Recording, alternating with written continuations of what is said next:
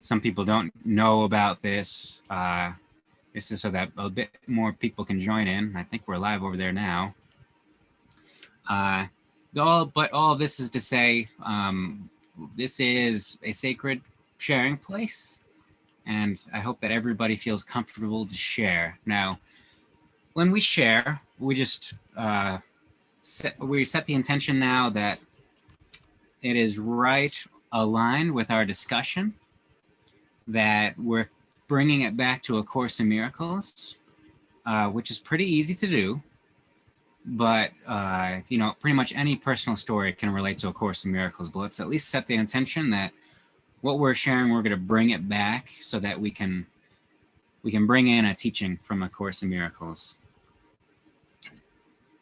This is also to say that this week we have a pretty short section, so I'd like to leave it fairly open. I'd like to have a bit of a wider discussion.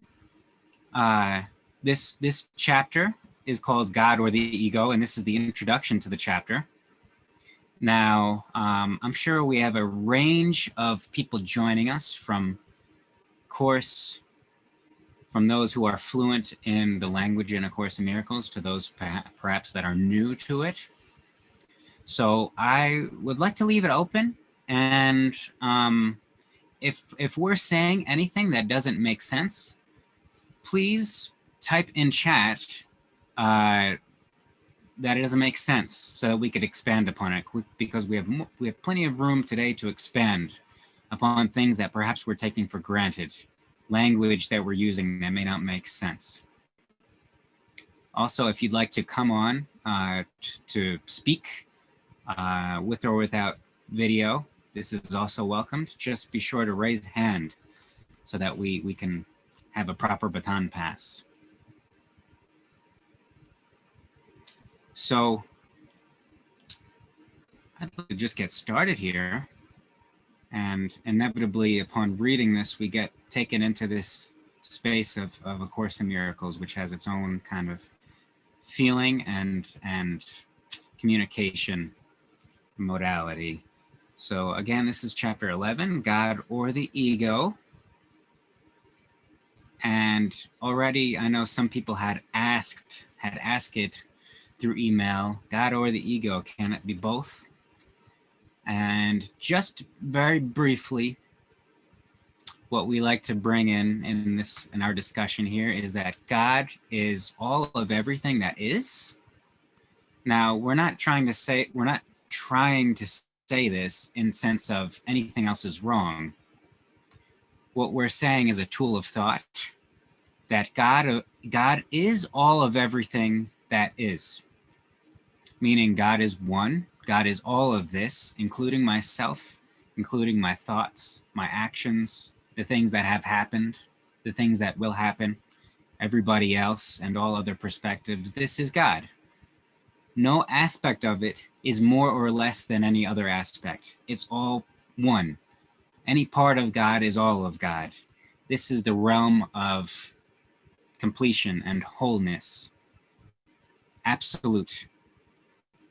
Now, ego is a realm within God, but it's a realm, it's a psychology, it's a pattern of thought in which things are separate, not in God, but in belief. We believe things, we choose. Ego is essentially, we can anthropomorphize it. What is this word, Karen? We can give it a body and give it a persona, just like God is often given the persona of man in the sky. Or devil is given the persona of some being. Often ego is spoken about as if it were some entity. This is fine if it helps us to understand it better. Ego is also a system of thought. It is a psychology, it's a way of thinking, a way of perceiving the world, ultimately a choice. And it stems from limit, from lack. This is not to say that it is inherently bad. There's nothing about limit or lack that is inherently bad, because limit and lack and contrast, all of these things, are what allow us to experience the fullness and the completion of God as an experience. So the ego, like many other things presented in A Course in Miracles, just like A Course in Miracles itself, is a tool that we can use. We can use it to experience the fullness of God, but because it's a tool, it's inherently neutral. So we can also use it to experience what we believe is the absence of God, the lack of God. It's not to bash the ego. The ego is a tool, just like a hammer. We can use the hammer to construct a house. We can use it to tear a house down. And of course, even in this analogy, tearing down a house is not inherently bad. Sometimes it's time to tear down a house, which a hammer would be used constructively in this sense. We can use the ego as a tool that can help us to essentially understand that this here now is God, that this here now is heaven, not in some extra other circumstance, not at some later date, not after some conditions have been met, but right here, right now. Even within the contrast, this is heaven, this is God, to know it experientially. I like to say that A Course in Miracles is a big manual, essentially guiding us, directing us for how to be open-minded and willing to see that this is so. It seems like a pretty massive tome to convey such a seemingly simple concept. But when we consider that essentially we've been conditioned for many years, we've been trained to perceive the opposite, to be reserved and to analyze and to, look for certain kinds of proof. A Course in Miracles is an unlearning, it's an untraining to allow us to be willing to see this here now as heaven and God and perfection and enlightenment and completion and so forth. Well, I think that was a beautiful and thorough explanation of the difference between God and ego. And I appreciate it so much, Noah, because oftentimes you hear conversation about having to get rid of ego, or ego being unhelpful, not helpful, or being an illusion, or being wrong, any of those types of things. And it is neutral, and it can be used as a tool. And without ego, we wouldn't have these opportunities for, oh, I see, I can think of this differently, which actually can extend our experience of God. It can expand it for our own experience of what God and love is, and it also can extend it out into the world further. Ego as a tool allows us to do that. So thank you for that lovely, whatever you would like to call that, what that was. Shaharit, upon awakening. Thank you, Karen, for the appreciation. Let's just begin reading and see where it takes us. See where we are taken. Now, let me also just say, as a reminder perhaps, that A Course in Miracles is written very deliberately. Hello, Luke. Hello, CMM. Feel free to use chat. I see chat, and it's a good place to just, if you have a little question that, or something, what does this mean in sentence 3? I would love to see this kind of thing. Not forced, but just setting the intention. A Course in Miracles is written very deliberately, very methodically, especially by now. For those of us familiar with the scribal process of A Course in Miracles, initially there was a bit of back and forth of Helen, the scribe, and the voice of Christ. That's so initially there was lots of personal things that had gotten cut out of this edition of A Course in Miracles. And there were even just some fleeting moments of Helen slipping into what A Course in Miracles calls wrong-mindedness or judgmental thinking. By now, we're getting into a bit of a groove. So by this point in A Course in Miracles, everything is written very deliberately. Now, this doesn't mean that we take every sentence as absolute fact, as it's written. It says this, and so the dictionary tells us that this means this, and the dictionary tells us that this means this. Therefore, this sentence means... No, not so much. A Course in Miracles is speaking our language of today's world in English that I'm guessing most of us speak, at least somewhat. And so it's meant to be experienced. It's meant to be read or heard or spoken, all of the above, perhaps, ideally. And this allows us, just reading this text, just reading it, whether it be silently or aloud, whether it be hearing it or whatever permutation we could think of, is actually changing our psychology. So long as we're giving the willingness to let it be, to let it be. We're not required, we're not asked to understand and to analyze each sentence. Oftentimes in A Course in Miracles, because it is so psychological and mentally rooted, there's a tendency to really try and understand and analyze each sentence and each phrase and each paragraph, and sometimes to get caught up at certain things that we don't understand. But honestly, of course, this allows for a fruitful discussion. Most of the time, though, we can just read it. Just read it. Even if we don't understand what it's talking about, we have no idea what it's saying, this is okay. This is okay, because we are much more intelligent than we make ourselves out to be oftentimes. We are operating from a point from the mind. When we're reading this, we are, just by reading it, we're implicitly giving the willingness to allow it to reveal itself to us, what it means. Perhaps immediately, perhaps later on immediately. But when we read it, something spins in our mind, a wheel that was perhaps stagnant for some time, and we set it in motion, and then it knocks over some dominoes, and then it pulls a string, and then we close the book, and we're off into this, and we went to sleep, and then we woke up, and now we're driving to work.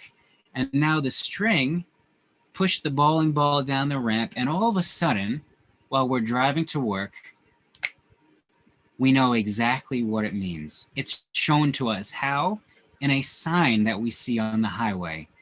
There's no limit to how A Course in Miracles operates, save for the limit that we put upon it. This is the little willingness. If we just say, you know, God, truth, love, wisdom, universe, whatever name I may use, I am giving a willingness to for you to show me what this means. Maybe I don't know what this means, and I'm willing to see what this means. Essentially, willingness is the willingness to be wrong. A Course in Miracles asks us the question at one point, would you rather be happy or be right? And this is often the seeming choice that we have. We can be right in the sense that somebody else is wrong, or even more broadly, that if we're right, then we already know it. We don't need to explore it. We already know it, we're right. So that's not the willingness. So if we're willing to be wrong, then we can be shown all the joy, all the truth, all the love, and all the happiness. Because ultimately being right does not mean anything.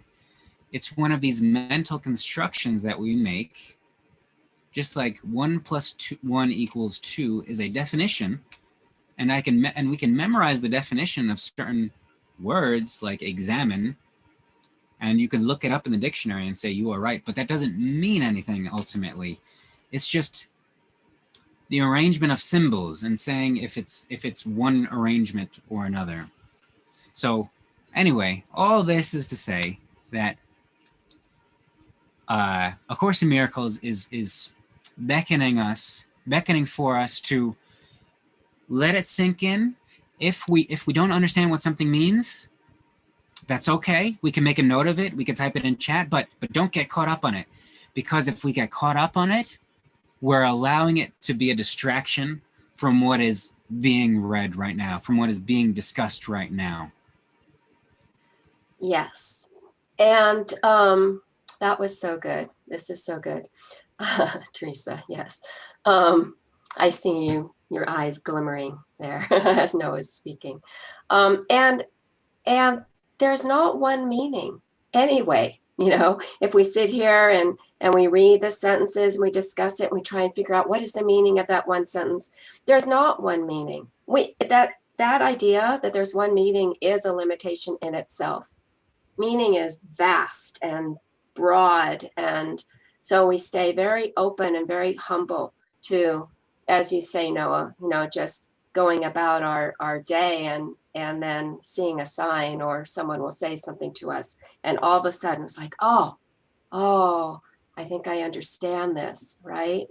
And then the next day, oh, I understand it in a different way.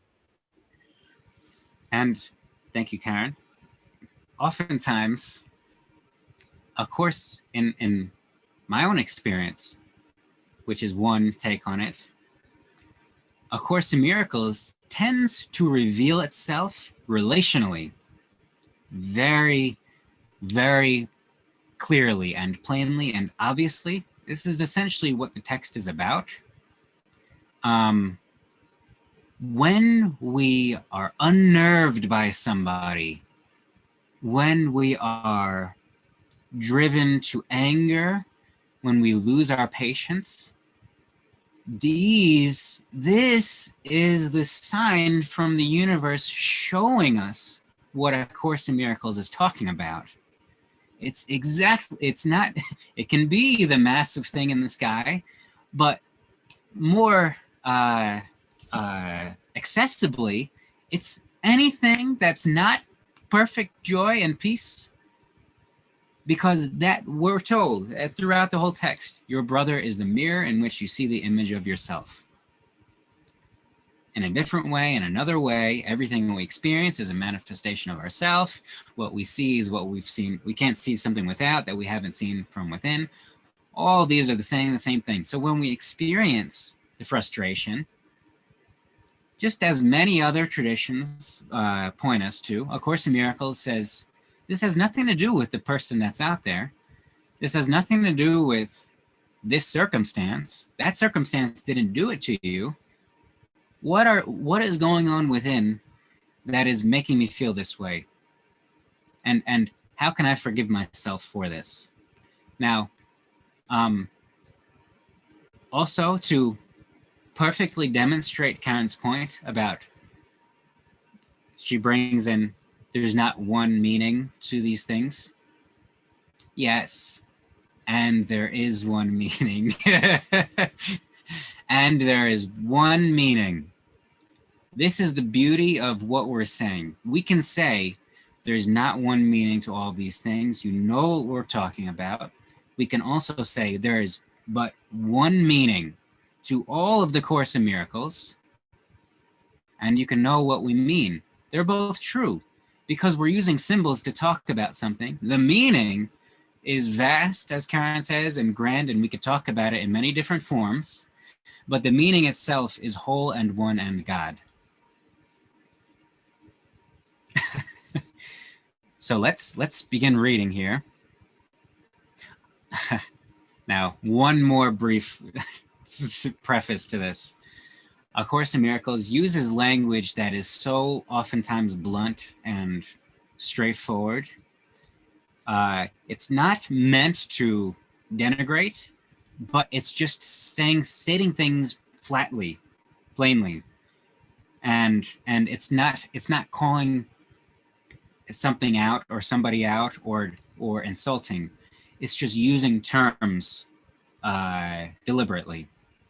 So we begin, we'll read a paragraph and then we'll come back to the beginning. Either God or the ego is insane. If you will examine the evidence on both sides fairly, you will realize this must be true. Neither God nor the ego proposes a partial thought system. Each is internally consistent, but they are diametrically opposed in all respects, so that partial allegiance is impossible. Remember, too, that their results are as different as their foundations, and their fundamentally irreconcilable natures cannot be reconciled by vacillations between them. Nothing alive is fatherless, for life is creation. Therefore, your decision is always an answer to the question, who is my father? And you will be faithful to the father you choose. So if we rewind just a bit, and thank you, Teresa, for prayer and invocations work in the same fashion. I'm not sure if you'd like to expand upon this a bit. Invocations, I think I'd like to hear more. I will give you a chance to do the whole unmute thing.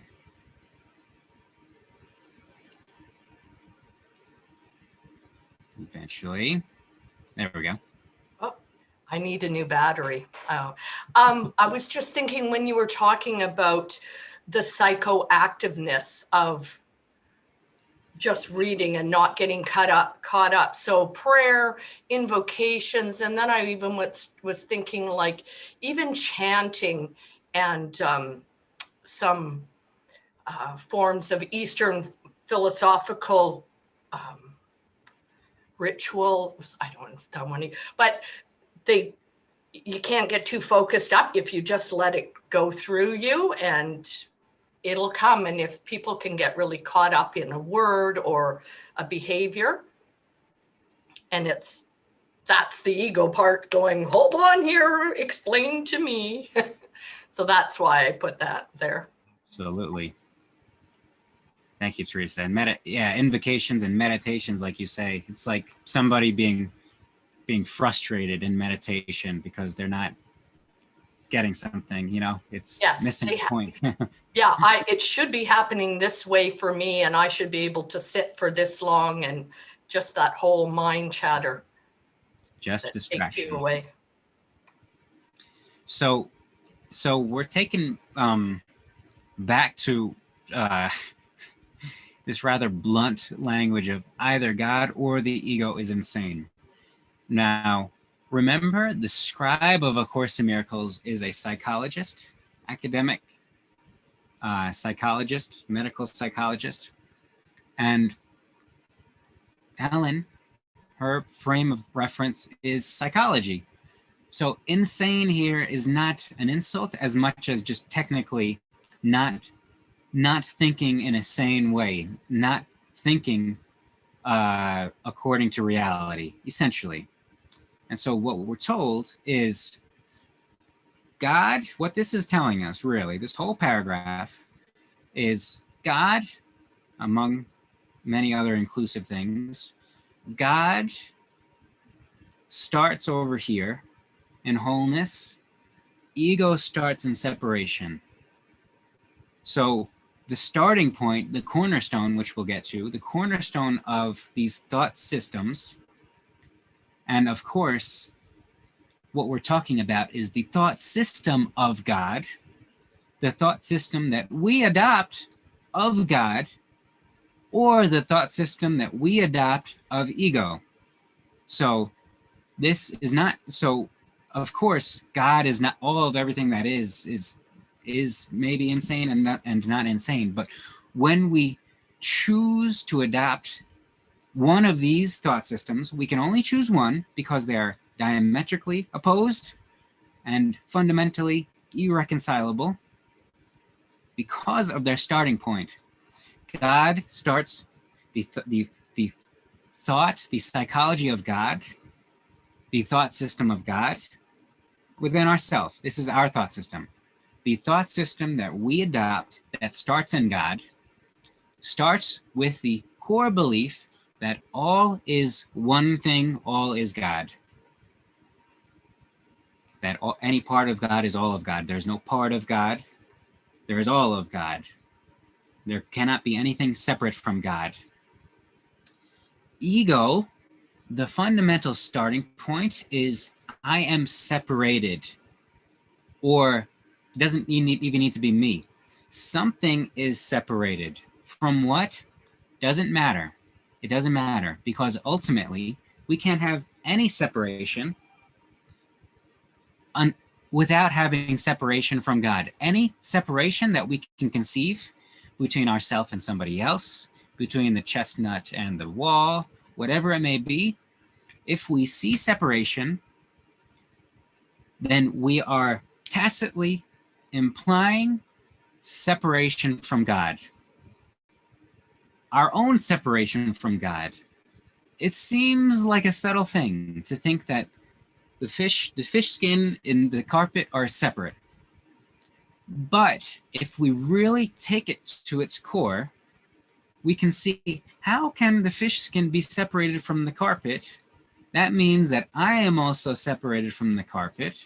If I am separated from the carpet and God is in the carpet, then I am separated from God, you know? So we can think about it in any which way, and A Course in Miracles brings it here to us time and time and time again. But we can perhaps at least hold a little willingness now that belief in any separation, whether it's between people, objects, thoughts, minds, anything, separation of mind and body, spirit and body, anything that we can label or not label. If we see separation in any of it, we're starting from ego. We're starting from ego. Now, what this paragraph is saying to us is that, well, okay, these are our starting points.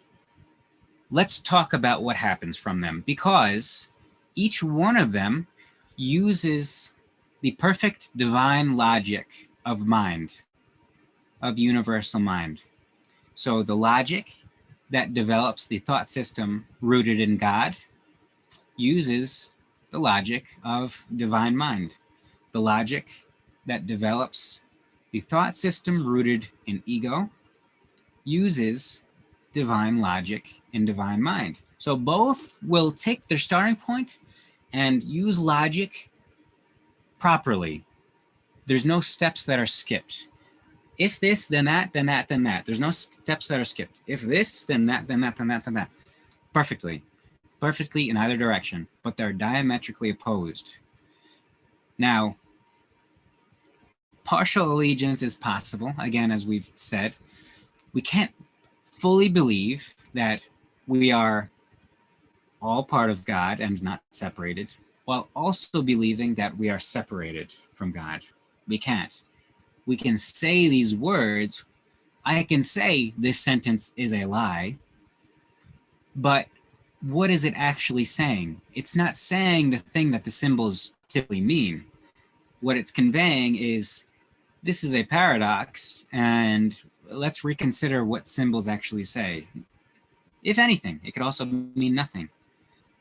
So symbolism can lead us into some strange things, but the truth of it is always here, always available to us. Of course, Luke in chat says we can't fully adopt both ego and God. It's one or the other. So thank you, God. And of course, open comments. Comments are always welcome, or questions, or whatever, discussion for maybe another take on how this is so. Now, of course, you could use a raise hand to make it a bit easier to pass the baton. It's sometimes difficult to jump in on Zoom, especially with an internet delay. Now, with these last sections of this paragraph, nothing alive is fatherless. Of course, this is referring to the biblical use of father, Abba. Creator, creator. Nothing alive doesn't have a creator. That doesn't make sense. And all of life is created alive by life, capital L life. God is, we can call life God, but God makes God's creations in God's image. So life is created by a capital L life. So everything alive is life. Everything alive is creation. Let me say everything is creation. When sometimes if we hear everything alive, we think of biological aliveness. Even that which we consider inanimate is also alive and part of creation. Absolutely. It's the same exact, Karen, psychology or decision or choice of what is God. To think that something is not God. Equally strange when really inspected in its totality, to think that something is not alive. You know, maybe it doesn't meet certain criteria for a certain definition of one kind of life, so of course, but we have to have, this universe is life, so everything is life. It reminds me of the question that's out there right now. Is there life on Mars? It's a funny question, isn't it? Yes, it is. Just look at it. Just look at Mars. Just close our eyes and feel into it.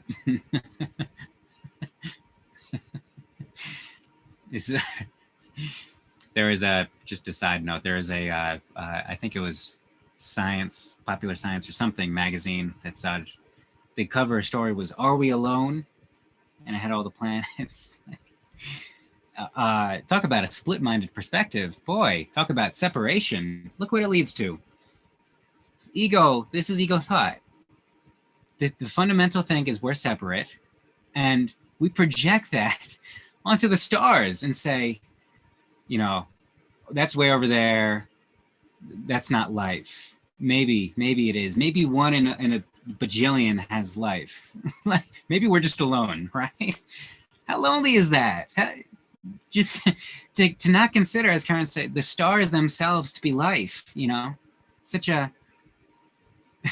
I think we might call that insane. We certainly might. It's a limit. And of course, like we're saying, limits can be useful. We can use limits as tools to experience contrast, to experience limitlessness. So I think we've all asked that question at some point, and it's nice to have a guide, a capital G guide, to allow us to know the answer rather than just speculate or read a paper and be you know, as we're reading a paper now. Let's read paragraph 2 here. Yet, what would you say to someone who believed this question really involves conflict? If you made the ego, how can the ego have made you? The authority problem is still the only source of conflict because the ego was made out of the wish of God's Son to father him being God. The ego, then, is nothing more than a delusional system in which you made your own father. Make no mistake about this, it sounds insane when it is stated with perfect honesty, but the ego never looks on what it does with perfect honesty. Yet that is its insane premise, which is carefully hidden in the dark cornerstone of its thought system. And either the ego, which you made, is your father, or the whole thought system will not stand. So we'll backtrack to the beginning, but while we're on this tone here, on this note, this chorus, let's actually think of what this is saying. We can extend this line of thinking. We say that there are only two premises that can form the foundation of our thought system. One is that this is God. The other is that something is not God. It can be open for question. It's separation. Now, what the ego does, A Course in Miracles tells us again and again, God, the thought system of God, welcomes us to backtrack and to behold the beautiful and sacred cornerstone of its foundation, of the foundation of this thought system. Open air. It is the altar, you know, it is available for the public. The ego's cornerstone is dark and hidden. This is the imagery that's continually brought through to us, that it's hidden, underground, dark, scary. Because the ego, if we're continuing to personify the ego does not want us to inspect it. Why? Because it's nothing. There is no cornerstone. We just have a storehouse that has a label that says cornerstone on it. And we've decided that the cornerstone is in there and that we better not go in because there are a lot of cobwebs and spiders and ghosts and demons. And we were really scared the last time we tried to do it. So we're just not going to think about it. That's the cornerstone. Great. That's the ego. What A Course in Miracles is inviting us to do is to say, don't be afraid. Your light, capital L light, your guide, the voice, your comfort is here with you. Let us go and inspect the cornerstone of the ego's thought system. Of course, this is imagery, but it very strongly conveys the point of what we're actually doing. We enter the storehouse of the ego's thought system, and it's dark, and we have this little light next to us. We can only see one step ahead of ourselves, if that. And we're just directed to keep stepping forward, stop, turn right, keep going, with a gentle voice in our ears. And this gentle voice we can tune into, and nothing's happening to us, but we could allow ourselves to make up a whole story of what can be going around ourselves because it's so dark, and because maybe we heard something, maybe we saw something, and we begin to be afraid. But the voice, our comfort, is with us, saying, nothing to be afraid of, keep walking, I'm here with you. Now, the more we walk down this labyrinth, and it is indeed a labyrinth, the ego's thought system, to get to this cornerstone, that cornerstone, because it needs to be hidden. The cornerstone of the ego needs to be hidden for the entire structure to stand. So we're guided through a labyrinth, we're making turns, and we don't see a thing, and we're scared, and we're uncomfortable, and we're feeling anxiety and depression. But our comfort is here saying, this is the path. This is the path. Continue. You don't need to continue, but I see what's ahead. So I'm here with you should you want to continue, and I recommend you continue. And eventually we're taken to the scariest of scary door that we need to open. We need to swing it open and see what's on the other side. This is the cornerstone of the ego's foundation, of the thought system that is the ego. And we open the door, and there's nothing there. Nothing. Not a stone, nothing. Not a single thing. as it turns out, the whole time that we've been observing the ego from afar, we've at a distance from it, we've at a storehouse and a labyrinth, and we were looking at it saying, that's the ego. The whole time we had assumed that it was founded upon something, that the cornerstone was something. But when we're taken to the point, Michael Beckwith calls it the dark night of the soul, or the darkest of nights, and not in an evil or sinister way, but in the sense of being disillusioned, having been illusioned for so long, and then to see everything as illusion and to be dismayed and say, I thought that was all real, but maybe it's not. And so let me look at this cornerstone of a belief system and go in, inspect it, and nothing is there. And so immediately, when we see the nothingness for what it is, that we're in the center of the labyrinth of the ego, the whole structure crumbles, not in a violent upheaval, it just disintegrates, poof. It just melts away. All the Lego blocks just fall to the side very casually, and we're in the garden. Oh, here we are. We've been here all along. We built this labyrinth on top of the garden and thought that we were doing ourselves a service. But now that we got to the core, the nothingness that is its center, that supports the whole thing, interestingly enough, everything has fallen away. Yeah, and there's absolutely no violence in the dismantling. It just falls away. The idol that we have made of ego, making ego our God and our idol, it's just gone. Like you say, poof, it's just gone. It's an elegant melting, an elegant disappearance. Teresa. I like where you guys have gotten to, so I don't even know if I want to say anything. I was thinking about the delay in getting to the cornerstone is really amazing, because the path, the crooked path to get there is attacking ourselves and attacking our brothers along the way, so that part of you that's like, you deserve better, you know, you shouldn't have to put up with this. And then you react or do whatever. And then it's, oh, I can't believe I did that. I didn't. So that whole jostling from both sides of the street that we can go through, that's so painful, so delays us to the cornerstone, because it's just chaos and pain, and then we're off on our own story, and it gets bigger, and now feelings are hurt. And yeah, so I love how you got there, and that's, yeah, thank you. And we're still here.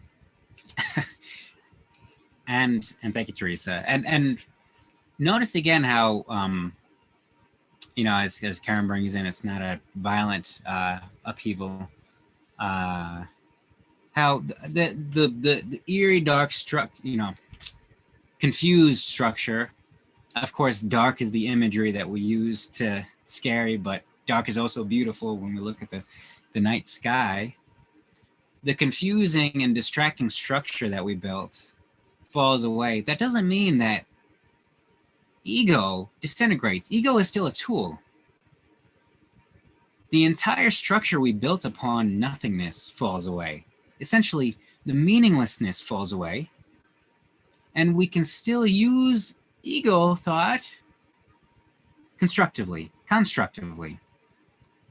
We can still use the concept of separation, not in the sense that I am separated from something, but to experience the observation, to see the face of God, we must put some distance and observe.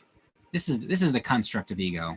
It's like the belief in the thought structure melts away. Yes, and it the is. ego remains to use as a tool. I'm glad that you came back around to that. And notice belief is one of these tools, because we can hold a belief that we cannot have beliefs. You know, we can have a belief that we do not have free will, right? And this is a belief, so it's contradictory. Just as this sentence is a lie is contradictory, belief itself can be used in ways that are essentially meaningless. If we hold, not to say that any of these beliefs are meaningless, but oftentimes the beliefs that we hold that we don't put words upon, that we don't even think about, that are subconscious, rooted in some action that happened 18 years ago, that belief is contradictory.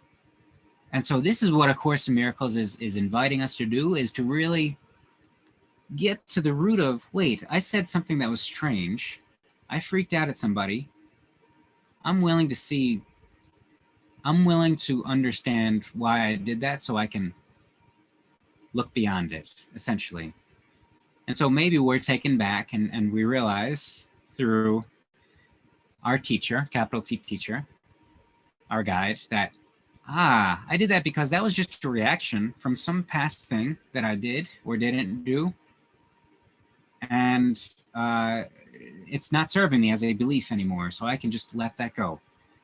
I accept the atonement for myself. I forgive myself for holding this non-serving belief.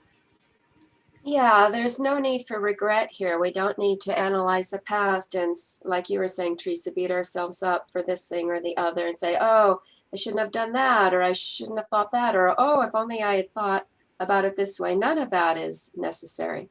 We don't do that. There's nothing wrong with any of it. But now we can say, oh, moving on. Now I have this perspective. Well, because truly, Karen, it's just as we get back to our two fundamental starting points, it's really one, and one that thinks it's only a part of it.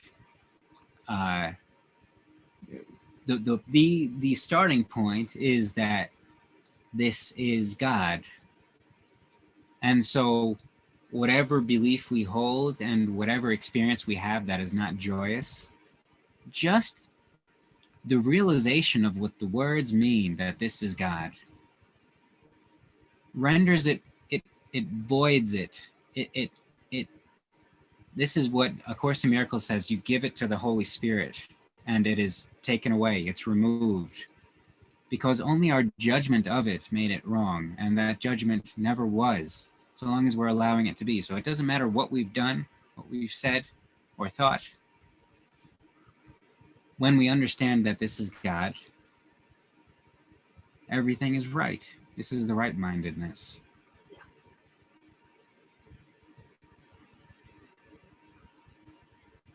So we're taken into this discussion of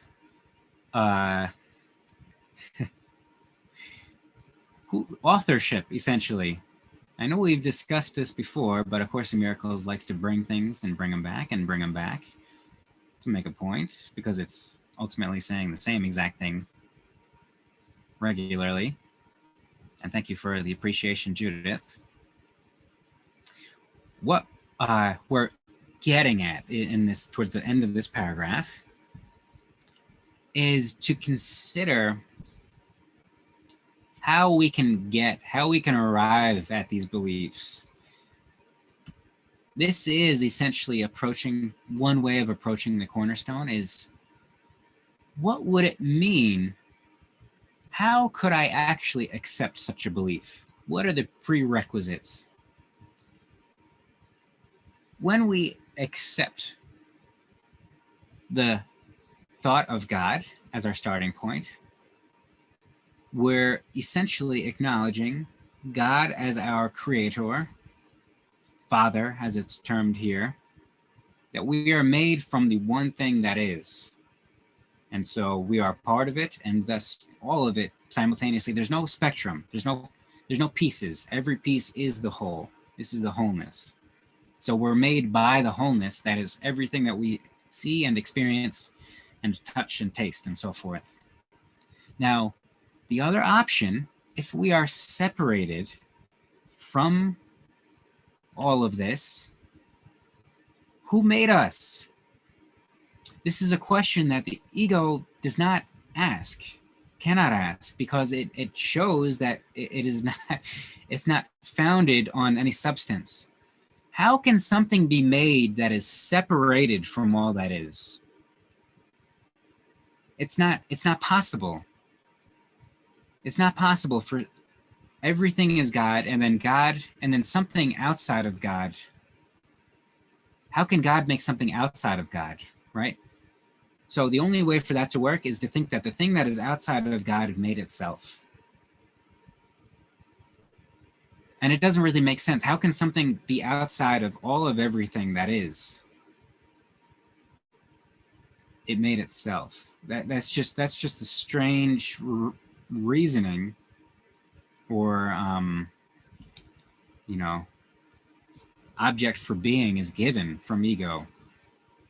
That outside of God made myself. Don't question it any further. Don't think about it.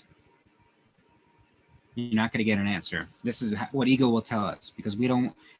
Ego, the separated, the tool that is ego, that is rooted in separation, doesn't want us to question separation. But this is what we do when we say, maybe I didn't make myself. And let's continue into this whole making business here. You make by projection, but God creates by extension. The cornerstone of God's creation is you, for God's thought system is light. Remember the rays that are here unseen. The more you approach the center of God's thought system, the clearer the light becomes. The closer you come to the foundation of the ego's thought system, the darker and more obscure becomes the way.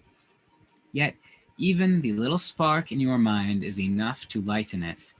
Bring this light fearlessly with you and bravely hold it up to the foundation of the ego's thought system. Be willing to judge it with perfect honesty.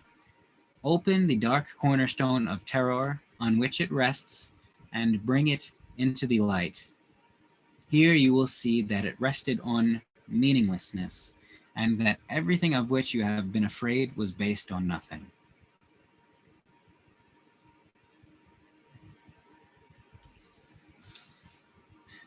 And so, of course, we're extending I'm pretty sure this imagery will continue with us of unearthing the cornerstone of nothingness. And it is such a powerful,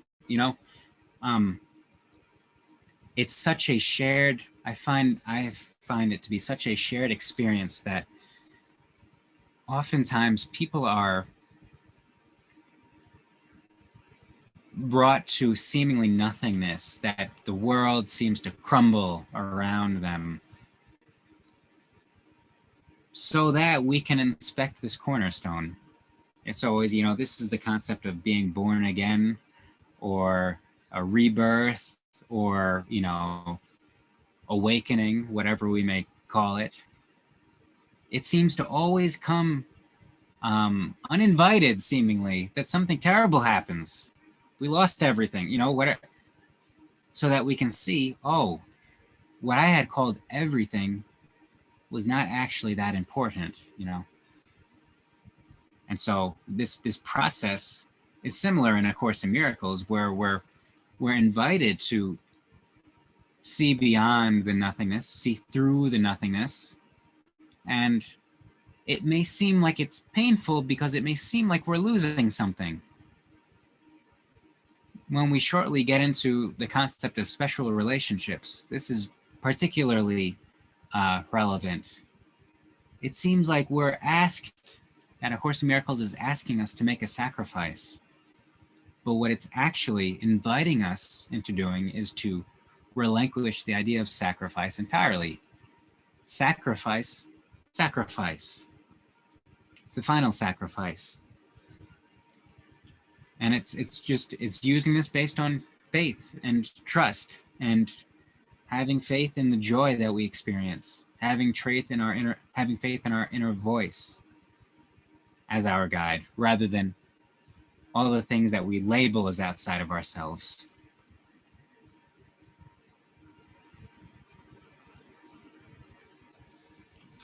So we can finish, and then let's look and see what happens here.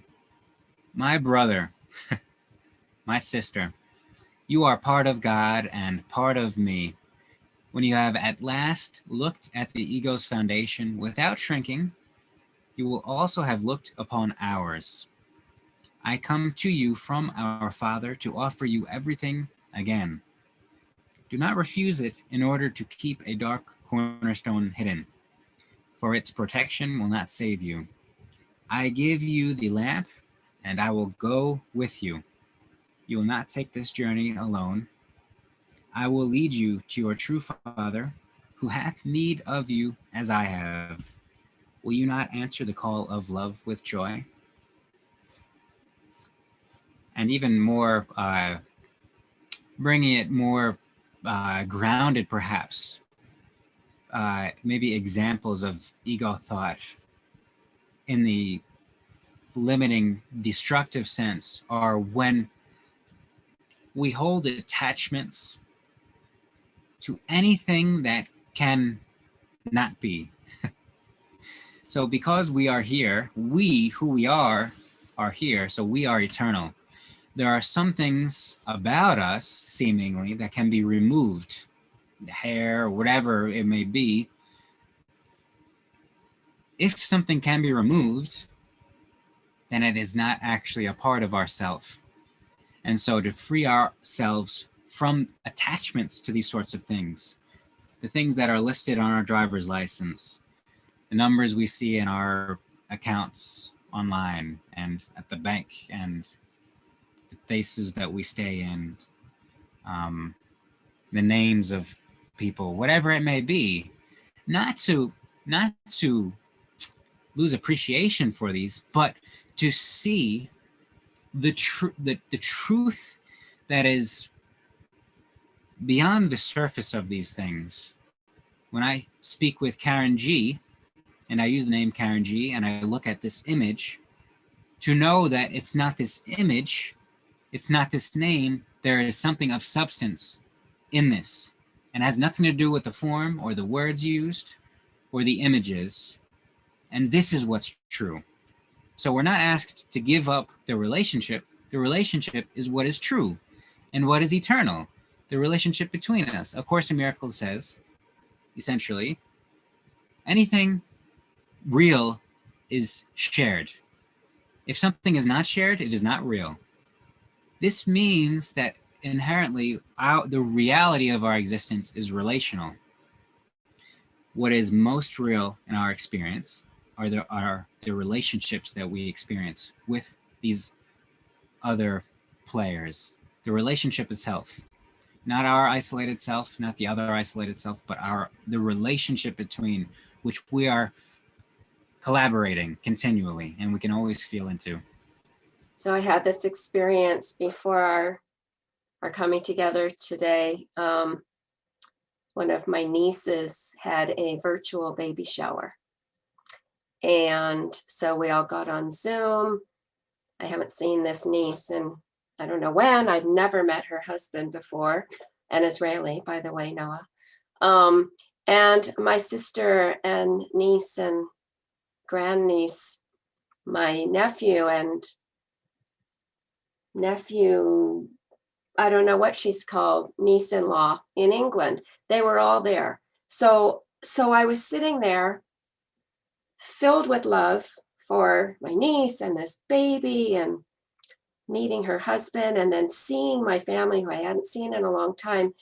And my brother sent a chat, or he said out loud, "This is my sister Karen." And then my niece said something about Aunt Karen. And then I knew that I was like a grand baba, whatever, to the little one. And I was thinking, wow, all of these things, these are the relationships. These are manifestations of love and extensions of love, but they don't come anywhere near touching the reality of what this is and who this is. And yet it's not to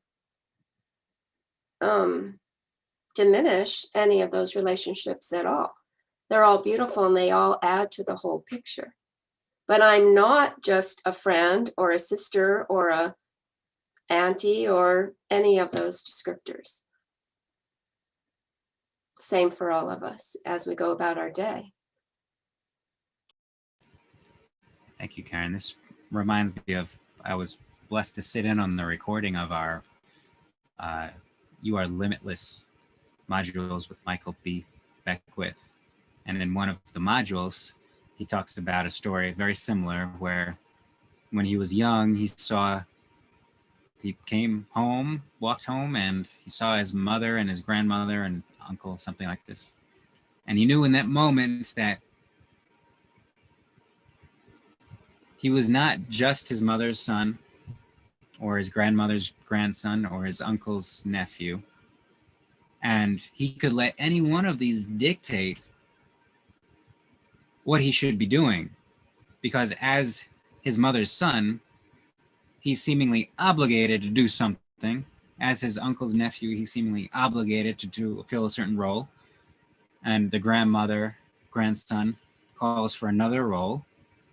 And so he could have used any of these as an excuse, as a reason for pursuing any one of these paths. But ultimately, to feel into the totality of all of these things, including relationship with all of that is, divine relationship, our relationship with the feelings that are coming to us and the thoughts that are coming to us, and to let the totality of it direct us. And ultimately, it's just I love conversations with God because it makes it so simple of just, if we want to know what we should do about something, how do we ask ourselves, how do we feel about it? Because this is universal communication. This is communication with God immediately. We don't need to wait for a sign on the road necessarily, although it may come, but just tuning into how, okay, like sometimes people will say, okay, I'm going to pray and ask for a sign, and I need to be silent for 20 minutes and meditate, and then I'll wake up and then know the answer. We can also just as easily know beforehand. Right now, we make the commitment. We know when I ask the question, when I'm finished with asking it, I know the answer. Why would there be delay? So let's allow God, our self, capital S self, what's the difference ultimately, to communicate with us what the answer is. The answer is to what? It doesn't matter.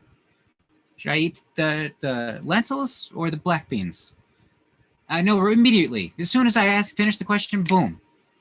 If I need to do something else and I need to wait, and all of a sudden I'm starting to think about it, and analyze it. And this is where ego comes in to make it so complicated. And then I'll have to look up a chart to see which one, make a diagram, cost and benefit analysis, and then maybe an hour later I can make a choice.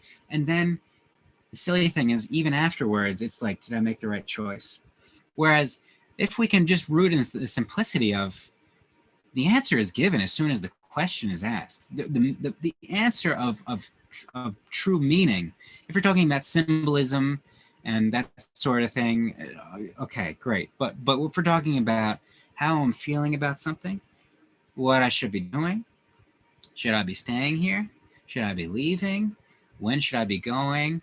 As soon as I ask, boom, it's given. Boom. We can rely on it. We trust it.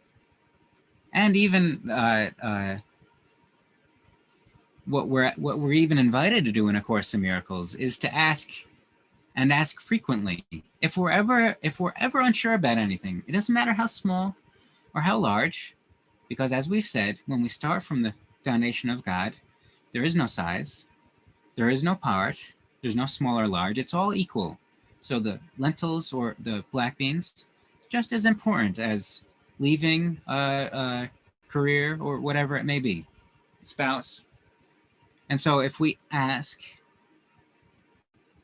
if we're feeling something and we're unsure, ask and have the faith that the answer will be given in the form of a gut feeling, heart feeling, mind knowingness immediately after asking. And it is so. So I'd like to, we don't often do this, but because we have some time, and we can, of course, close early, but I'd like to maybe open up for any sorts of comments or questions that may or may not be related to this particular section, still, of course, related to A Course in Miracles. Anything that anybody's experiencing or reading or confused about or would like to share,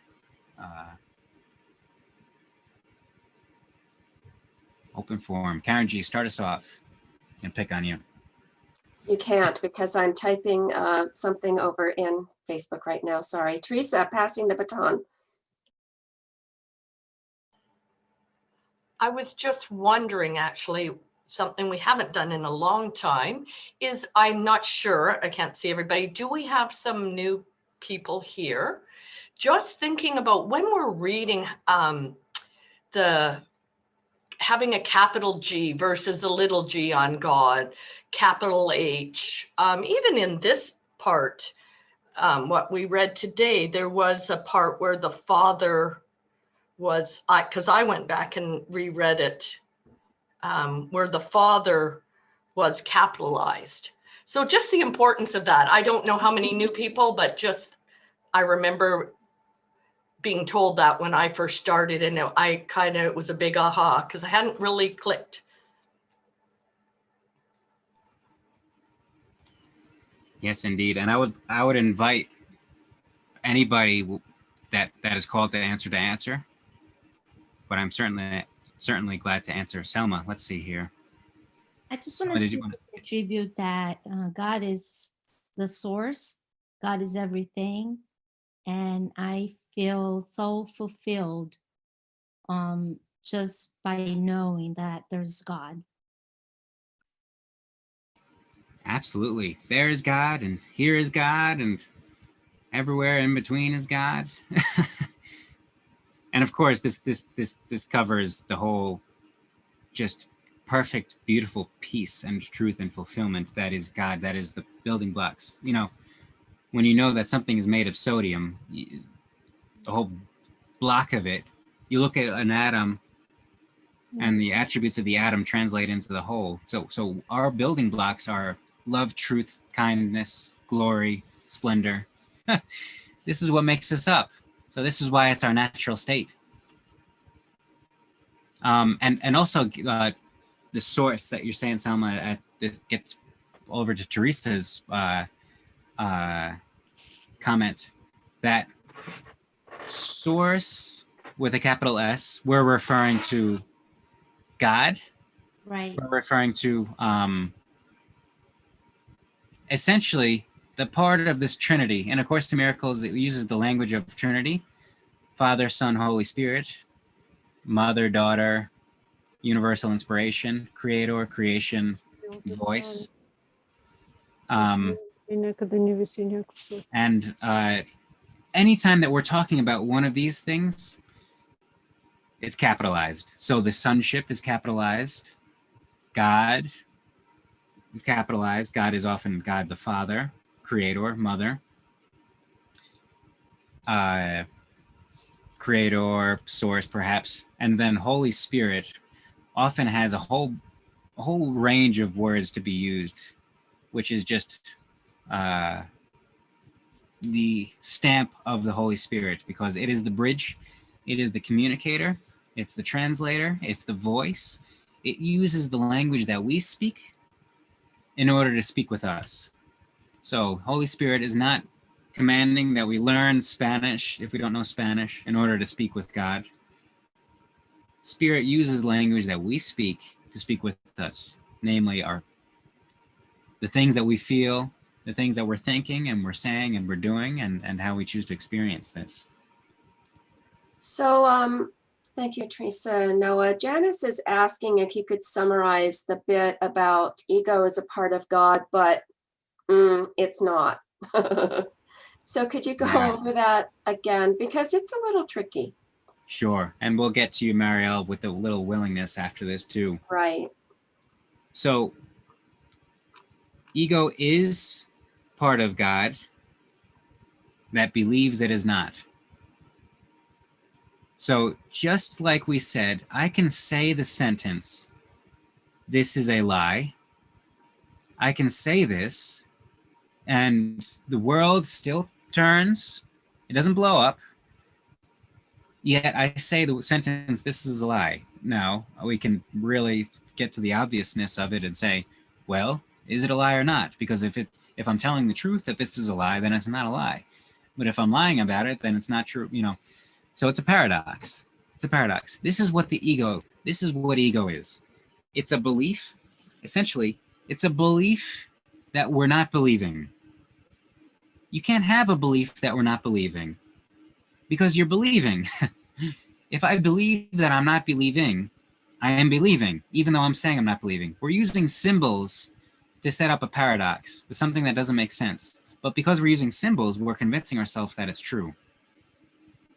So just the ultimate paradox is essentially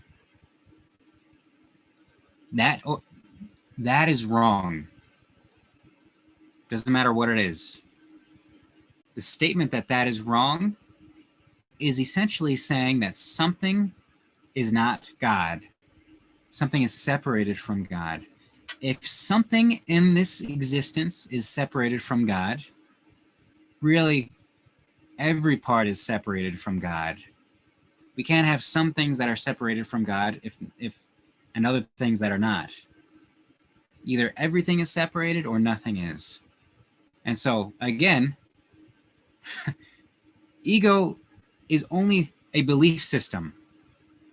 It is not separated from God, but it uses symbols and symbolism and thoughts to make it seem like it is. This is just such a perfect example of how nothing is excluded from God. Even an ego thought system that says that it's separate from God, that is also not excluded. Well, think of actually, if something exists, if something is here, whether it's a thought or a belief or an action or a circumstance or a person, if something is, so ego, when we're talking about ego, this thought of ego is. So the thought of ego is, and so it's part of God. Anything that is, God has allowed it to be. Anything you can think of. Because the fact that you can think of it means God has allowed you to think of it. There are certain things that we can't think. And this is by design. We can think of many, many, many things. And all of this is allowed by God. In other words, the will of God. If something is, it is the will of God. So when we talk about ego, this language of ego is all God. But ultimately, the truth of it is not. We cannot be separated from God. That's not a limit on our power. That is the guarantee of the unlimited power within ourselves. It's the only way we can be guaranteed to be unlimited. The fact that we cannot limit ourselves does not mean that we are limited. It means that we are unlimited. So when we believe that we can limit ourselves, the belief exists, the thoughts that result exists, the action that results exist. But the foundation, the cornerstone, does not exist. It is meaningless. And this is what we're uncovering today. I hope this was somewhat helpful, Janice. And Tracy has a hand raised, so we'll get to you, Tracy. But first we have the little willingness from Marielle. I know Karen would like to say a bit about this. Oh, well, talk about a cornerstone. Little willingness in A Course in Miracles is, it's just our willingness to say when confronted with anything that we consider not a part of God, you know, an annoyance, something that's uncomfortable, something that we would rather not be here. The little willingness is that which says, I am willing to say that there's another way to think of this. I'm willing to say that this too is God. I'm willing. Even if in that moment we can't quite get our head around it or we can't quite feel into it with our heart, we say, well, I'm willing to say, I'm willing to think that it's possible. This too is God. Amen. And thank you, Karen. And one visual that can complement this is perhaps think of a door that's spring-loaded and it automatically opens. This is the doorway to truth and life and love. Now, we can hold the door shut. We can use effort and hold the door shut. The little willingness is just releasing the door. We don't have to do anything. We just are simply giving up the effort. This is the little willingness. Karen says it's a little bridge like this. It's just a little bridge, and it is a gigantic relief. Little tiny bridge. And as A Course in Miracles says, it's the power of the, to comprehend, to understand the power of the little willingness, we must understand that the little willingness is never your little willingness alone, but your little willingness combined with the entire power of God. This is the little willingness. When we release the door, it opens for us fully. And that's the relief that floods in, because it's not on your shoulders anymore at all. It's And lifted off. This is the foundation of A Course in Miracles. It's what's required to even start A Course in Miracles. Who reads A Course in Miracles and reads it without a little willingness? You can read a few sentences and say, this is nonsense, and put it down. But to continue, even though you don't know what the heck is going on, is giving little willingness. And so it will be revealed. And so the little willingness is kind of saying, maybe this could be true. Maybe this could be true. And just using this, adopting this, not as a one-time accomplishment, but as mindset. Maybe this is God. All right, Tracy, with a hand raised. I just need to say thank you for today for a variety of reasons. I will start with what Catherine just said. The willingness. Absolutely. It doesn't have to be this grand gesture willingness. It's just being willing and turning it over to the Holy Spirit. It shows up. It does. I don't have to convince anyone. I just sit and experience it. It's going to make me cry, because it has taken me from some very dark moments into light pretty quickly. Just my willingness to see it differently. So thank you for sharing that. That was lovely. And the other thing I wanted to say, it's really interesting. I do the course every day, and it never ceases to amaze me how something comes up that reinforces, everything actually, but the lesson of the day. And, my lesson today is I can give up but was never real, which really relates to so much of what I heard you all speak about. And it helped me understand that even more. I can't give up. I mean, God, I am God.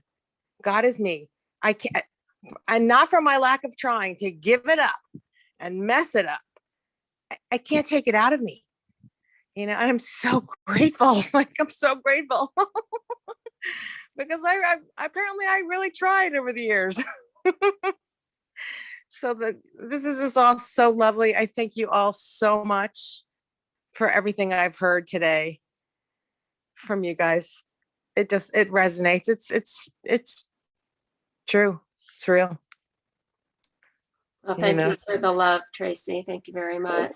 Well, why else would I be here, right? Right. If it wasn't about sharing love and being a blessing in the moment and receiving it. Exactly. I can't right. think of any other reason. Exactly right. We have. All right. This is something I never do. Oh, there she I'm is. not social media. I don't do this often, but it happened accidentally. And I say accidentally in quotes earlier. And I thought, maybe it's time to take that step, which you were talking about, step out of your comfort zone, which typically keeps you trapped in what you really don't want, because there's typically fear attached to the comfort zone, I mean, you're going to change, move it along, drop the oars, right? And let the boat just go down the river. It's going to take you where it takes you. And I'm not in control of any of that. Yeah. So hi. Hi, Tracy. Let's just float down the river together. Amen. Amen. You guys have the most wonderful, beautiful day. And thank you for everything. I really am so grateful that I found you guys. And I'm not surprised by that either. So I'm grateful that I was led here. So hi. And thank you. Thank you. Absolutely. Go ahead. As we've said, Tracy, anything real as we're directed in A Course in Miracles is mutual. So this gratitude and appreciation that you feel with all of us is how all of us feel with you. Yeah. And we were brought together. Great, so awesome. Let's just continue to celebrate. Yeah. Absolutely. Have the most wonderful weekend. Who's got the party hat? Somebody's got the party hat. Ooh. Juanita over on Facebook. We have 2 or 3 people who say this is their first time joining us over on Facebook. I've put in the link where they can actually come into our group here if they'd like to sign up for that. But Juanita has said, love the analogy of a spring-loaded door and having the will to let go. Yeah, it's great. It's very helpful to have that visual aid. Yes, it is. And so we'll put our party hats on here for celebrating. So Pizza Hat, I guess today is. Where were we? Talking about willingness? How'd you get it on your head? Oh, a little Zoom pro tip. You go on video filters and put it on. Oh, okay. Let's get back to this. Okay, so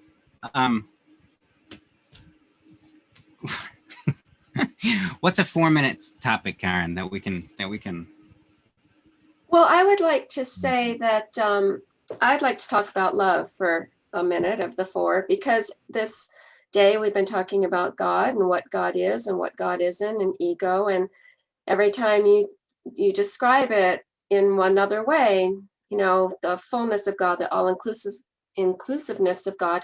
And if we say this, that, or that isn't life, or isn't God, all day I've been thinking of, right, same with love.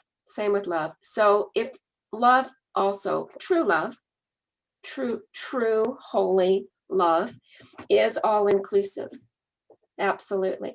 And so if we're pointing fingers and saying, well, that's not lovable, or that isn't loving, or anything along those lines, that is the opposite of all inclusive. And any sense that we have of being one who loves is not completely accurate, because love is of it all. There isn't anything excluded from that.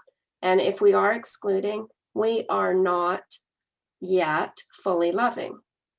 And we can, because it's who we are. And again, it's this little willingness, just a little tiny willingness to say, I am willing to love every little bit, everything I see, everything I think, everything that comes at me. Judith, hi. Hi. Yeah, I just wanted to add in that little willingness. I felt like in the middle of the night, I sort of had a bit of a taste of that, sort of thinking about past and future, and rah. And it's just like, I already am God conscious. I am already everything that I'm struggling so hard to see, perceive, feel. And I just let go and felt into it. And it's just beautiful peace, beautiful loving energy throughout, it's just like let go of the damn door.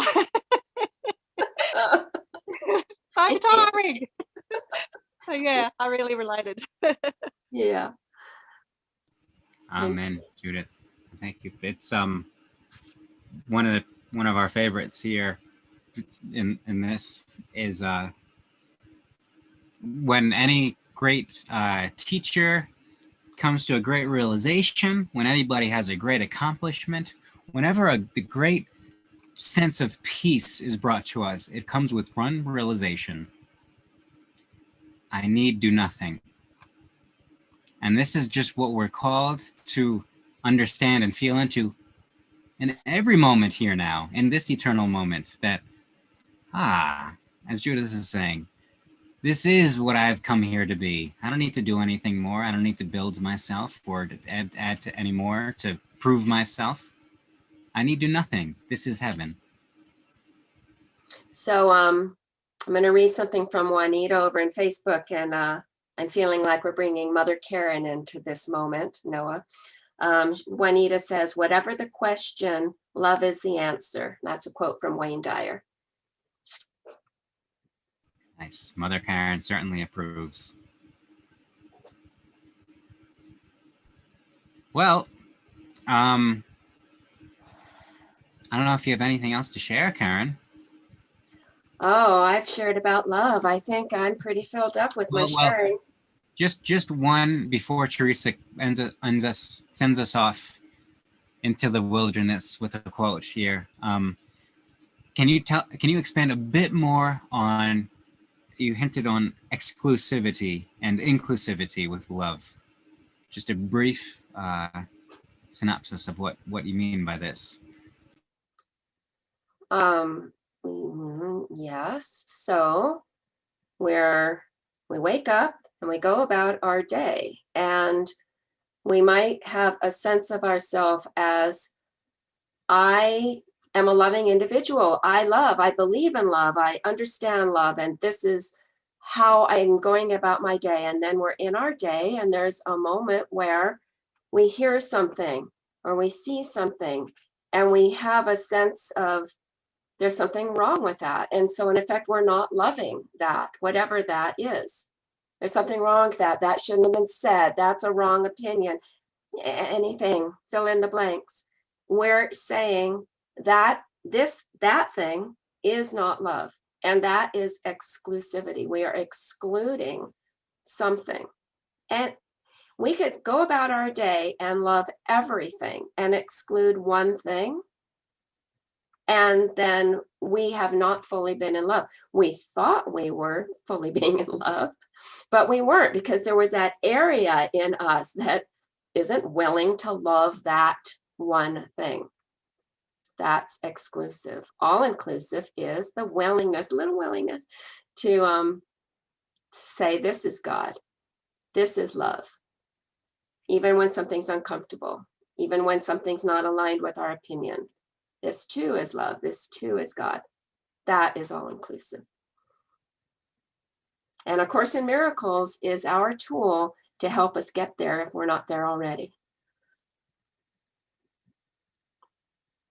Amen.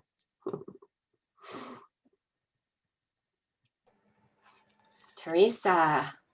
Chapter 8, Section 2. The Holy Spirit leads you steadily along the path of freedom, teaching you how to disregard or look beyond everything that would hold you back. I look forward to seeing you all next week. Love to everyone.